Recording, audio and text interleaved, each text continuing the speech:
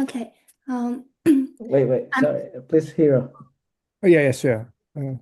Okay, so let's start today's Mitake and Trans online seminar. So it's a great pleasure to have today's speaker, Yahui Qu, and so she will talk about the pair correlation function of a sine beta process. Please. okay. Thank you. Thank you for the opportunity. Um, Today I wanna first talk about how people use random operator approach in random matrix theory to study the eigenvalues behavior when matrix size goes to infinity. And because like in different regimes, when you zoom in this limiting prime process of the eigenvalues, you're gonna see different behaviors.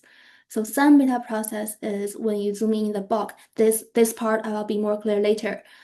And so first, I'm gonna talk about how people used random operator approach to study another prime process called Yahui beta process. And then I'm gonna show you how people used it to study Sine-beta process. And at the end, if I have enough time, extra time, I'll talk about our recent result about a characterization of the peer correlation function of the Sine-beta process. Okay, so first, what is random matrix? Uh, One of the classical example is the Gaussian orthogonal ensembles. So how to construct such a Gaussian orthogonal ensemble? If you let matrix A be n by n matrix where each entry is a real standard normal distribution, standard normal random variable. And you define X by A plus A transpose over root 2. Then this matrix X is X transpose is X. So the eigenvalues of this matrix X will be real. And people know that for n by n matrix X, the eigenvalue density function is given by this equation.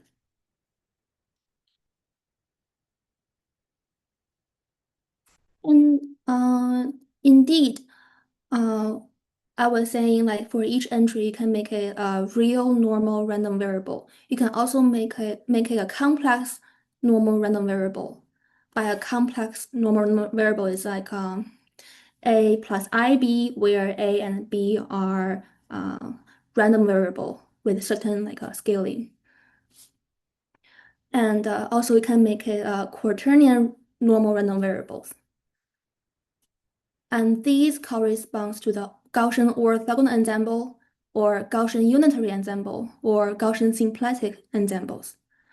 And in these cases, in these three cases, people know the eigenvalue density of the matrix X is given by this equation, with beta equals to 1 to 4, corresponding to real or complex or quaternion normal random variables.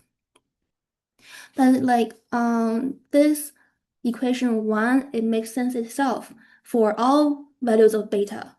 So it's not like just restricted to beta equals to 1 to 4. This equation makes sense when beta is bigger than 0. So we define the n-dimensional Gaussian beta ensemble as the joint distribution of n points on the real line given by this equation 1 for all beta bigger than 0.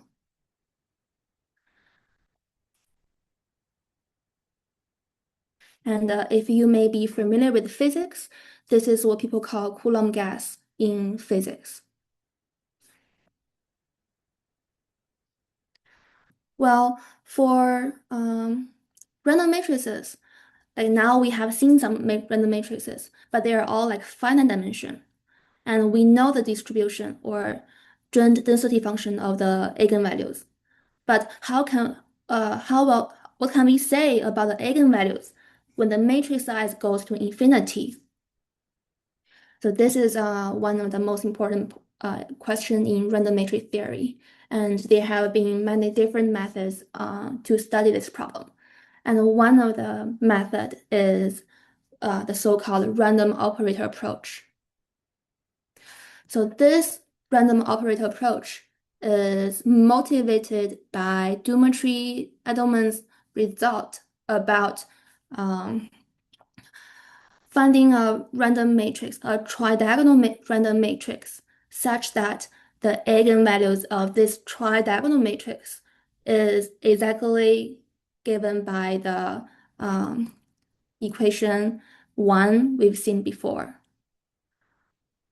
for all betas, because I was just showing you the random matrix models for beta equals to 1 to 4, but Doometry and Endelmont, they find a matrix model for all beta bigger than 0.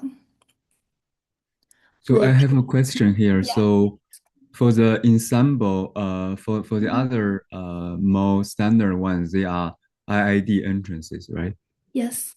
And for the one that you say works for all beta, it is that it's only diagonal or what? Well, this is a Tridiagonal. tridiagonal matrix where uh, the diagonals are IID normal distribution, and the subdiagonals, they are IID chi distribution. Okay. Yeah, they're also So are IID. there other beta, for example, integers or beta where you still have those IID entrances? What are the theory? I have no, I don't know, so I want to ask. I don't think so. So there are not Mhm. many IID ensembles that give you P beta for other beta. Right. Like for this kind of construction, I think this X equals to A plus A transpose or A Hermitian. I think this only works for beta equals to 1 to 4. 1, 2, 4. Okay. Yeah. Mhm. For other betas, like it is given by this matrix H beta. Okay. So the eigenvalues of this H beta is exactly given by this equation. So for this equation, when beta is 1 to 4, you see the construction using A plus A Hermitian or A plus A transpose. But for Okay. general beta, you can see they describe the eigenvalue distribution of this H beta matrix, this tridiagonal matrix. So for this matrix H beta in the subdiagonal, this chi distribution, it actually behaves like chi k will behave like square root k when k goes to infinity. So when beta goes to infinity, these subdiagonal entries, they will behave like square root n minus 1 times beta. But we have a square root beta in the front. So this will give you square root n minus 1. This is in the first subdiagonal matrix entry. Well, in the other entries in the subdiagonal, let's say this one, when beta goes to infinity, it's gonna behave like square root of 2 beta over root beta. So it's gonna be square root 2.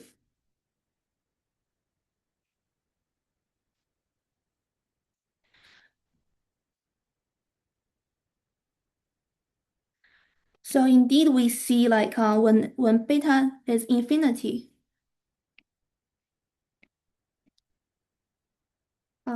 this H infinity, this matrix will look like this tridiagonal matrix. And remember the discrete Laplacian, the matrix representation for the discrete Laplacian, they have minus ones in the subdiagonal and 2 on the diagonal. So under certain conjugation of this matrix H infinity, and also recentering of this H infinity, we see this after recentering and and conjugation, this matrix H infinity will be equal to the Laplace discrete Laplacian. And this is proved by Andermann and Sutton, that they showed under certain scaling and recentering, the matrix H infinity will converge to this first differential operator corresponds to the Laplacian, and also this X corresponds to the entries we have in the subdiagonal. I have a question, Yeah. Yahui. Mhm. So the X, the kind of a zero order term, is it because of the law of the K on the subdiagonal? Yes. Okay. Mhm. So if you put other laws on the subdiagonal, you're gonna have a different operators, or is there some sort of universality known like that, or? Um, mm, I'm not so sure about the other random variables on the subdiagonal, but this triangle matrix is more important because the eigenvalues is described using this joint distribution. Okay. And this Okay. like what people define the Gaussian beta ensemble, the definition Gaussian beta ensemble at the beginning. Okay. Yes. Yeah. Okay. Yeah. Okay. Yeah. Thank you. Thank you for the question. But I will talk about universality in maybe 15 minutes. Well, what I just showed you is this H infinity, but this kind of convergence actually holds for all beta, for all values of beta. It's just like for H infinity, it's gonna converge to the deterministic area operator. And for other values of beta, it's gonna converge to the stochastic area operator. And because of the convergence of the operators, we have this the least eigenvalues of H infinity will converge to the least eigenvalues of these area operator for all beta or stochastic area operator. So a little bit summary of the story I was just telling you about is first we have some random. We wanna study the scaling limit of some point process. But instead of studying the point process itself, we find the random matrices that corresponds to these eigenvalues, these finitely many eigenvalues, and we consider these random matrices as random operators and see how this random operator converge when the matrix size goes to infinity. And the limiting operator's spectrum is exactly the scaling limit of the finitely many eigenvalues we had before.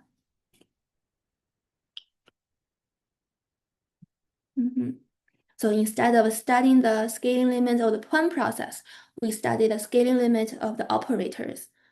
And by the spectrum of the operator will give our information about the scaling limit of the point process.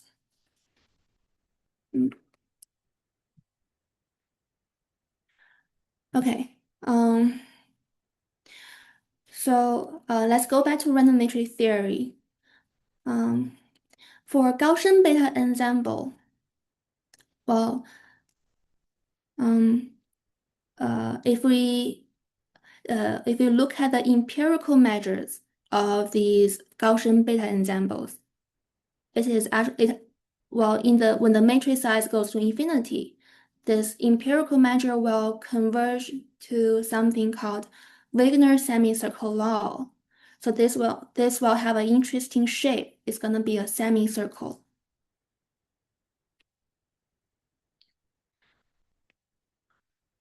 And in this semicircle, if you zoom in different regime, For example, the semicircle law is a global law.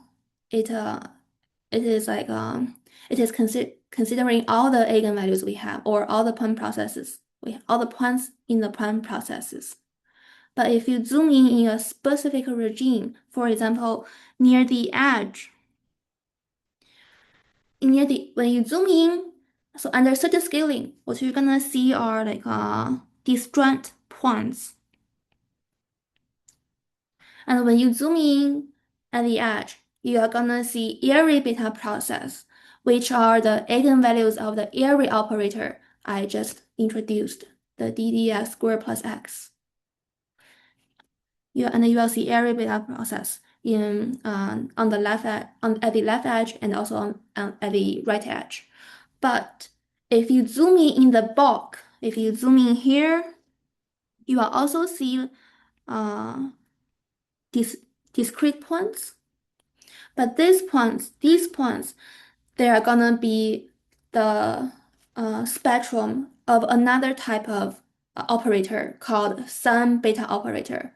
And these point processes are called Sine-beta processes, which is what we studied in our last project. And the edge scaling limits are studied by Romer, Ryder, and Virag, and the box scaling limits are studied by Velko and Virag.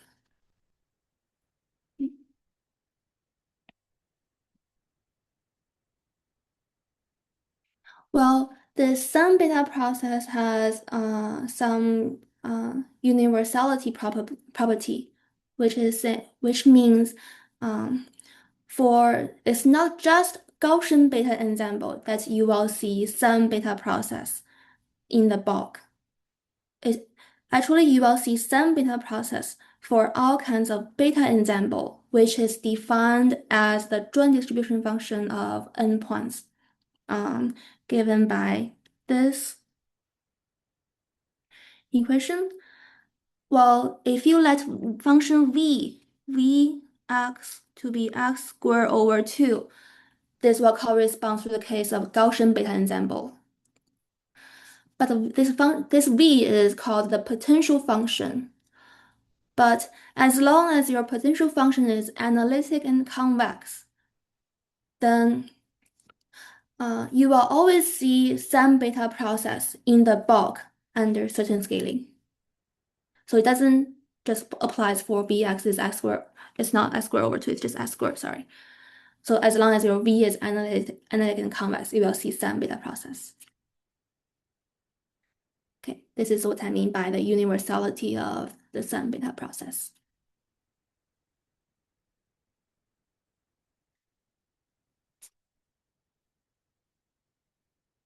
Well, for Sine-beta process, we are actually gonna use the same story as how people study the Yahui beta process.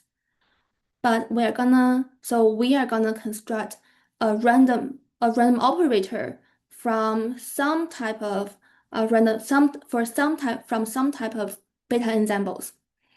And we are gonna show the random operator we constructed have a scaling limit, and the spectrum of the scaling limit of the random operator is exactly Sine-beta process. So the random matrices we're gonna use is called circular beta ensemble. It is one type of the beta ensembles. And using the Seeger recursion that I'm gonna introduce, we can construct a random operator or a finite random operator, which has a scaling limit called tau beta, and the spectrum tau beta is exactly Sine-beta process. Okay, so what is circular beta ensemble? The circular beta ensemble is the joint distribution of joint density function of n points on the unit circle given by this equation. And From this joint density function, we can construct a probability measure on the unit circle, which is mu circular beta ensemble. Well, this is actually a generalization of when beta is 2, this corresponds to circular unitary ensemble, which is how you pick a unitary matrix from all the unitary matrices uniformly. So this is a generalization of that probability. So from the joint density function, we can construct a measure on the unit circle. And from this measure, we can select a sequence of orthogonal polynomials with respect to this measure. And this sequence of polynomials, they will satisfy this Seeger recursion, where in this 2 by 2 matrices, the entry alpha is called the Jablonski coefficients.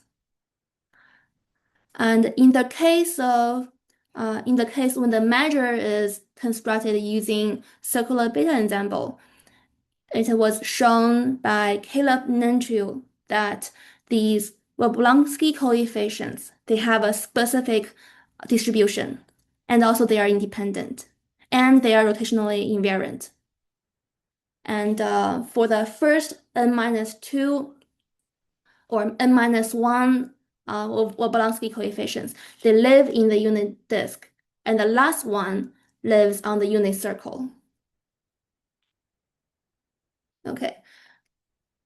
So indeed, these Jablonski coefficients, they encode the information about the spectrum of this measure on the unit circle. And also, the last orthogonal polynomial, theta nz, is exactly the characteristic function of this measure.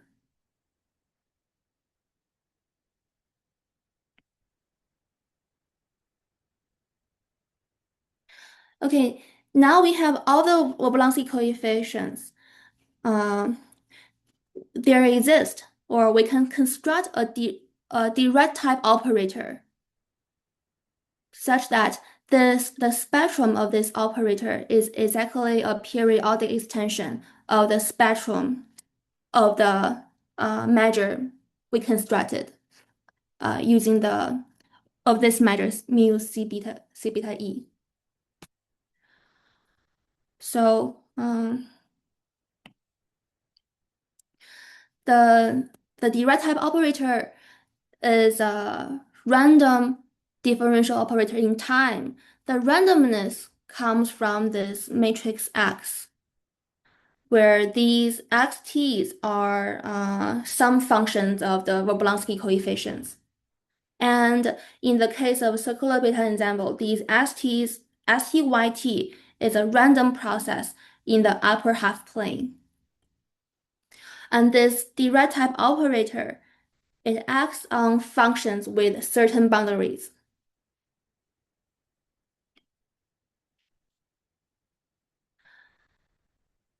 And the spectrum of this direct type operator is exactly the spectrum or of the mu circular beta ensemble of the measure we constructed.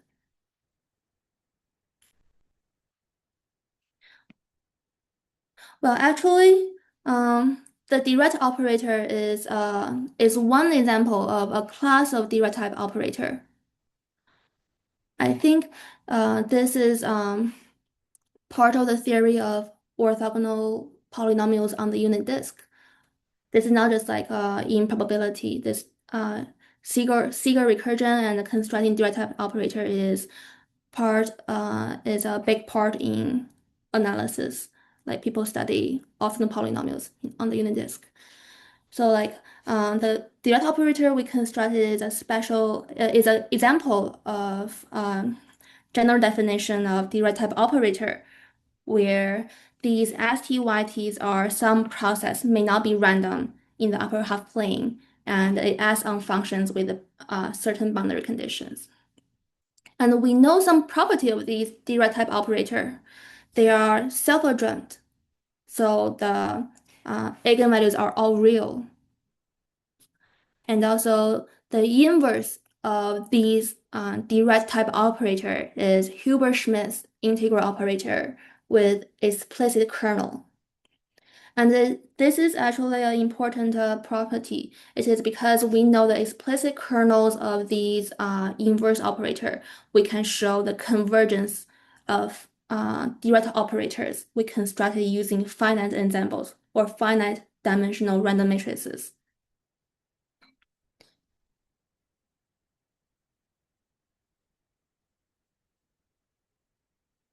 Okay, so now let me talk about the convergence of the Dirac type operator we constructed from circular beta ensemble. So we define Dirac operator tau beta, where the xt, yt is a time-changed hyperbolic Brownian motion in the upper half plane. So what is a hyperbolic Brownian motion? If you know Brownian motion, there is a generator for the Brownian motion. And using the same generator, if your space has a hyperbolic distance, you can generate Brownian motion using your generator and the hyperbolic distance. This measure tau acts on functions with certain boundary where this Q is a Cauchy random variable. And it was shown by Volkovic that the finite Dirac operator we constructed from circular beta ensemble will converge to this tau beta random operator. And the convergence of the random operator implies the convergence of the spectrum. And because the spectrum of these tau beta is exactly those theta j's that shows up in the circular beta ensemble. So we can show that circular beta ensemble will converge to the spectrum of tau beta, which is the Sine-beta process.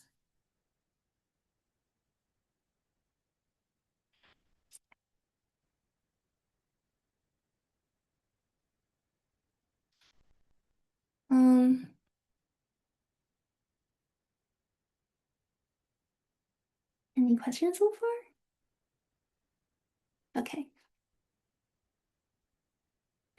So now we constructed all these Dirac operators, but how do we decide which value is the eigenvalue or is one of the spectrum of this operator? So let's look at this eigenvalue problem.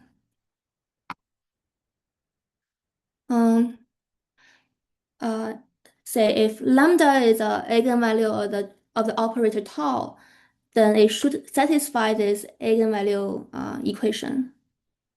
And this h is an eigenfunction. And because our operator acts on functions with certain boundary condition, so if h is an eigenfunction, then on the left, it should coincide with U0.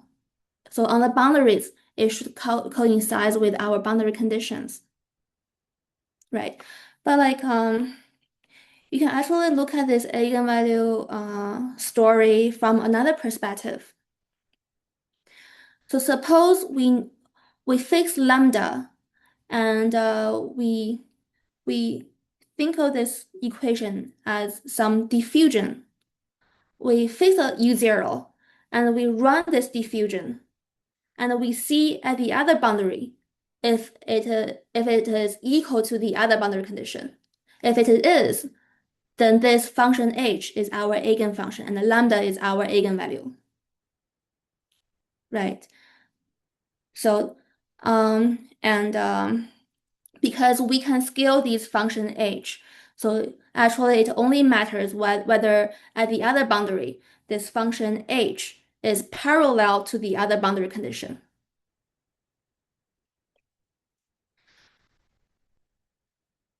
So what? So like this is saying originally we have an eigenvalue problem, and this tau uh, is a DDT operator, differential operator multiplied with some random with some 2 by 2 matrices. So originally this is an ODE problem, a eigenvalue problem, ODE problem. But now, like because we can start with a boundary condition and run the diffusion and see it is parallel to the other boundary condition, we turn this eigenvalue problem into a shooting problem, a so-called shooting problem, using certain stochastic differential equation, which is the diffusion I was talking about. This is just like two different ways of looking at one problem. So actually, because it is only the angle of the function h that matters, so we only need to keep track of the angle of the function of the angle of the function h. And under certain transformation, which includes the transformation in time, because the eigenvalue problem we have here, this is starting at time 0. We see what happens at time t equals 1. Now we do some transformation of time. We are actually running this diffusion from time equals to minus infinity, the diffusion of the angle of function h, of the eigenfunction. And we see from minus infinity, time equals minus infinity, we start at angle equals 0 and see at time equals 0 if it hits some random variable. If it does, that means the eigenfunction h is parallel to the other boundary condition. If it's not equal to the random variable, then the eigenfunction h is not parallel to the other boundary condition. And in the case of tau beta, we constructed using hyperbolic bounding motion this random variable u, where the angle will hit is a uniform random variable from 0 to 2 pi. And especially this u is independent of the path of the diffusion. So let me show you some pictures of what I talked about. So in this picture, the x-axis is time, and the y-axis is the value of alpha lambda t, and each blue line corresponds to a lambda. So alpha lambda 1 here, this is alpha lambda 2 here. And we know if lambda is bigger, then alpha lambda is always bigger. And these orange dashed lines are the value of u. And because u is a random variable, so we sample these random variable u first. And then we run the diffusion because u is independent of the past alpha. So we can do them separately. Sample the random variable u first, and then run the diffusion alpha lambda from time equals to minus infinity at 0, alpha lambda at 0, and then see where is this alpha lambda if it is equal to the u at time equals to 0. This is time is minus infinity. This is at time 0. For example, because here for this lambda, there is an intersection of the blue line and the orange dashed line. Then this lambda is one of the spectrum. So actually, you can also look at this shooting problem using a different graph. So in this graph, the x coordinates are different values of lambda because alpha lambda is always bigger when lambda is bigger. So you see an increasing blue line, which represents the value of alpha lambda at time equals 0. Alpha lambda starts from time equals minus infinity at 0. And this blue line is the value of alpha lambda at 0. And the orange dashed lines are the value of random variable u. If there is an intersection, then these alphas, they are the spectrum. They are in the spectrum of our direct operator.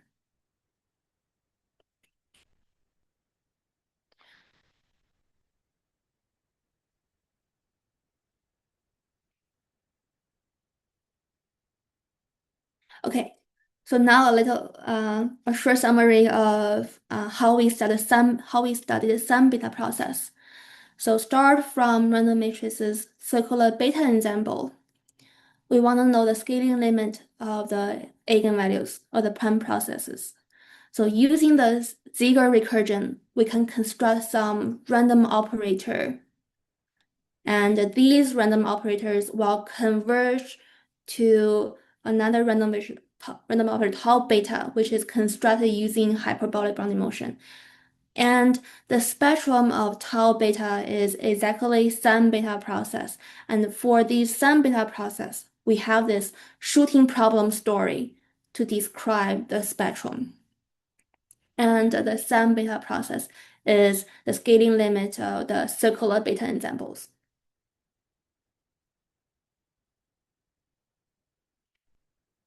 Okay. So now I want to talk about our results, like our description of the Sine-beta process. So now we have a Sine-beta process and we have a shooting problem to describe this Sine-beta process. But there is actually a more natural way of describing the Sine-beta process, which is given by the correlation function.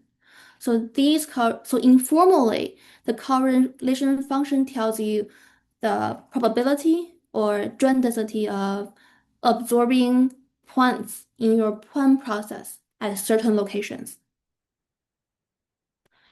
So if you want to study, for example, if you want to study how many points are inside set D, the expected value of numbers of points inside set D, we can just integrate out on D the 1-point correlation function.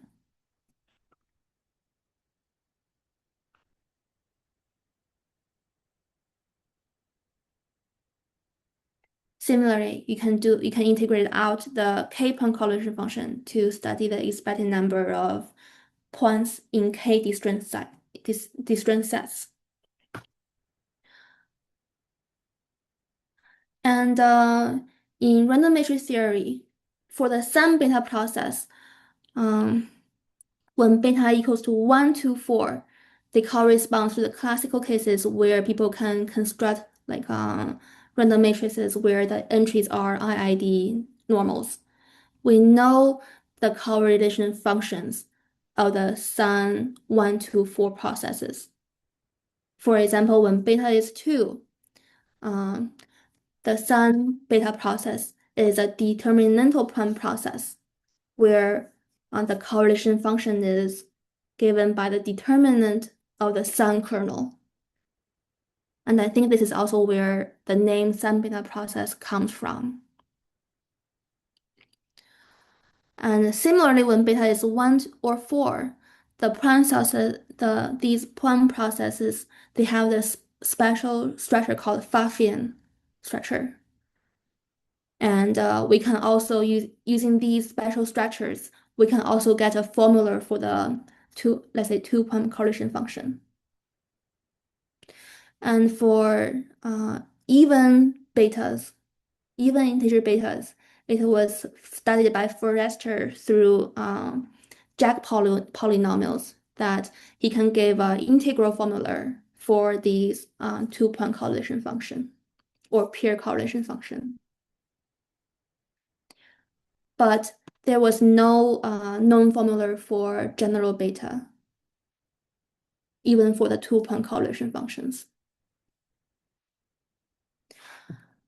So using the shooting problem description of the spectrum of the operator we constructed, we were able to give a representation of the two-point correlation function of the Sine-beta process for all beta. Well, if you remember these alphas, they are the angles of the eigenfunctions, right? But indeed here, this alpha is satisfies another diffusion, which is a generalization of the original diffusion that I showed you. And if you look at this expression, we have an infinite sum where these coefficients are the rising factorials. So x k, or it means x times x plus 1 times dot x plus k minus 1. And let's say when beta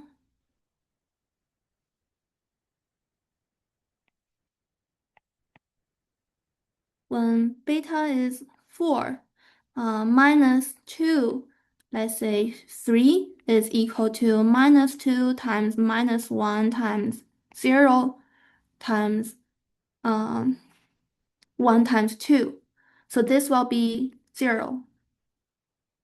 But minus 2, 2 is minus 2 times minus 1 is 2. So this is saying when beta is an even integer, this won't be an infinite sum anymore. This will only be a finite sum. So this is actually pretty nice. And for these expectations of cosine k alpha, because alpha satisfies certain diffusion SDEs, and if we let qk be the expectation of exponential ik alpha, then cosine is a real part of q. We found that this q will satisfy a system of ODE. So now we're back to a deterministic system. So originally Can we I, have a yeah. Can I ask a question? So yes, please. this is really beautiful because you have a, if beta is not an even number, then Mhm. your infinite system of ODE cannot be closed, right? You need the whole Right. infinite system. Exactly. I see. And then if beta is an even number, then Mhm. you're only gonna need a finite number of ODEs. Yes, because let's say when beta Okay. is 4, then this is k minus 2 times k, right? This is qk plus Right. 1 Yeah. term. You see this system ODE actually looks pretty nice. It's gonna be a tridiagonal thing. If you write it in a form Ah, of matrices, yeah. it's gonna be a tridiagonal thing. And because this k times k minus 2, when k is 2, this term will be 0. Hmm. That's why it closes. Right. So eventually, even this kind of system of ODE, it's all come back to when you write in the matrix form, it back to a tridiagonal matrix anyway. Yes. Okay. Yeah. Okay. Cool. Yeah. Mm-hmm.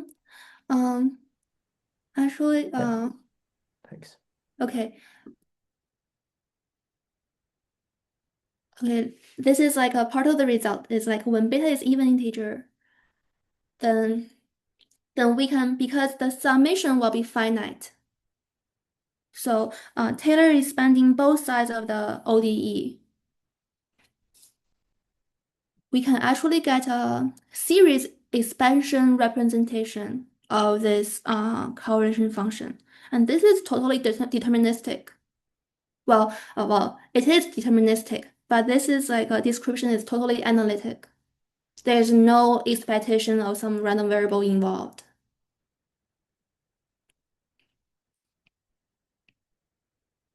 And one example is when beta is 2, there will be only one term in the summation. And in the ODE system, there will only be one equation. And for this equation, we can solve it explicitly. And plug in the value in the equation for rho, in the form of a rho, we can recover the classical results of the two-point correlation function. when beta is 2. So classically, people have this result because of the determinantal structure of the point process. But through our method, operator approach, we don't use any structure about the point process. All we use is the shooting problem description. We can recover some classical results. We can also recover the classical results when beta is 4, when the point process has some Pfaffian structure. Yeah. And also, when beta is even, because we have this analytic description of the correlation function, we can find the small lambda asymptotic for the correlation function. And for large lambda, for all beta bigger than 0, through our description using the shooting problem, we can find the large lambda asymptotic of this correlation function. And there is a so-called Haldane conjecture in physics about stochastic liquid models or something, Luttinger liquid models, that like he has conjectured that because these physics models have some relationship with Coulomb gas, and Coulomb gas is closely related to the random matrix theory. So in physics, people have conjectured how these correlation functions will behave when lambda is big. And we can partially prove this conjecture in physics. Because like there are oscillation terms that we can't recover. And we can only match the exponent for certain lambdas, for certain betas.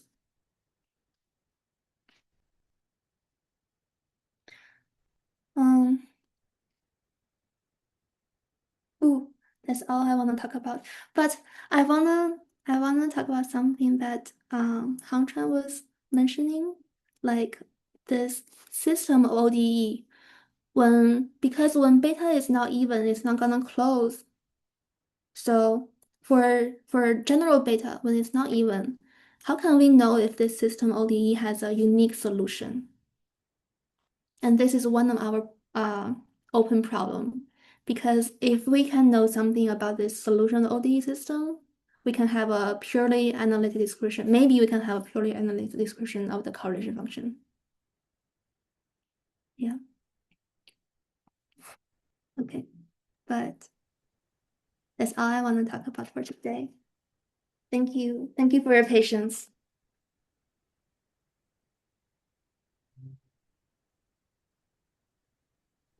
Aw. Thank you. Thank you. Mhm. Okay, so if you have any question or comment, yeah, please just directly ask her.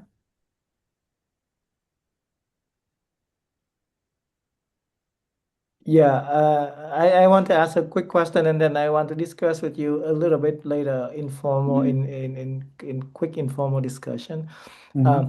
So I mean, the when you write down, I mean, the middle part was hard for me, but when you write down the eigenvalues in the shooting process, and you have your SDE, then started and you have the ODE system. That is really beautiful because the SD. So my understanding is that the I mean, like the law is giving you that's ODE system, right? Or I just want to understand clearly from this SD, how do you see right away the ODE system? Yeah, because like what we were talking about the shooting problem. So what we really care about is the value of alpha lambda at time equals 0. So this is first the SDE is a coupled system SDE. So for each lambda there is a SDE. And we only care about the value of alpha lambda in our formulation of rho correlation function. And this is a random variable.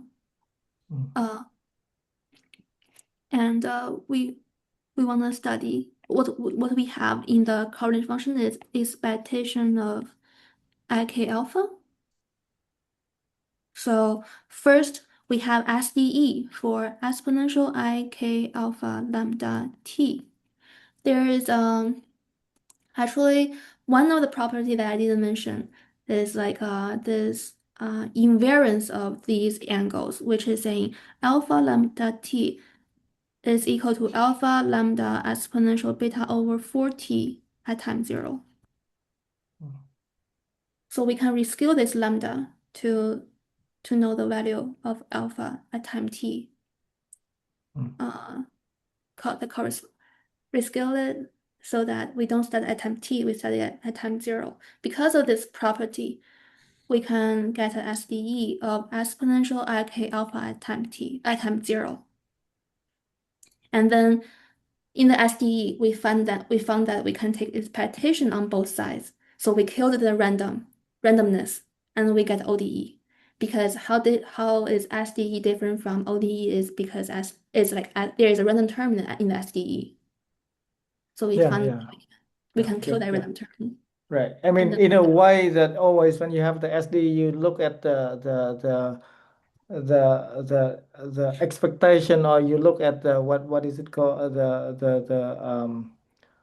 the law behind, right? And then because of this scaling property, then you can write it down. Okay, I got it. That's beautiful. Yeah.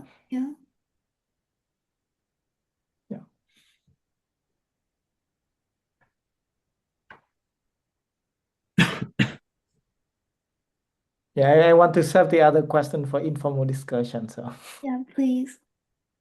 Yeah. If you have any idea about solving the infinite system ODE, please let me know. You'll be a big saver. yeah.